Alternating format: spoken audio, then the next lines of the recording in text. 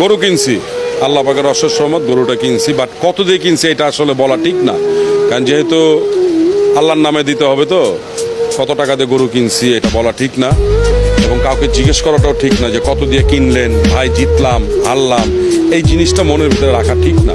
কারণ আপনি তো এটা আসলে আল্লাহর ইসে ছেড়ে দিচ্ছেন, ঠিক না? কারণ এটা আল্লাহ বলছে দেখেই আমরা করতেছি, এমনি কিন্তু কোরবানি দেওয়া হয় না। কারণ আমাদের জীবনে দুইটা জিনিস করতে, একটা আকিকা করতে হয় আর কোরবানি দিতে হয়, কারণ এটা সদকা দিয়ে দিতে হয়। এবং এইখানে তিনটা ভাগ হয়তো, এটা সবাই জানে। একটা নিজেদের, একটা আত্মীয় স্বজন, গরিব আত্মীয় স্বজন, একটা একদম গরিব দুঃখীদের জন্য।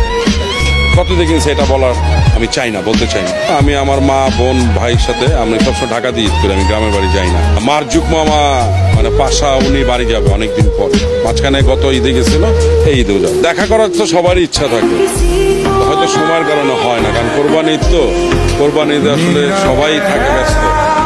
ওদিনকে আমরা অনেকেই একদিনের জন্য কষাই হয়ে যায়, কাটাকাটি একটু, ওইটা একটা আনন্দ। কোরবানির তো একটা আনন্দ, ঈদ তো আমাদের এমনিতেও আনন্দ, ওটা একটু বেশি আনন্দ হয়। কারণ গরু কাটাকাটি, গরুর মাংস ধরা, উপরে উঠানো, কতটুকু হইলো, এগুলো নিয়ে সবাই এগুলো করে, ওইটা একটা আনন্দ আর কিছু।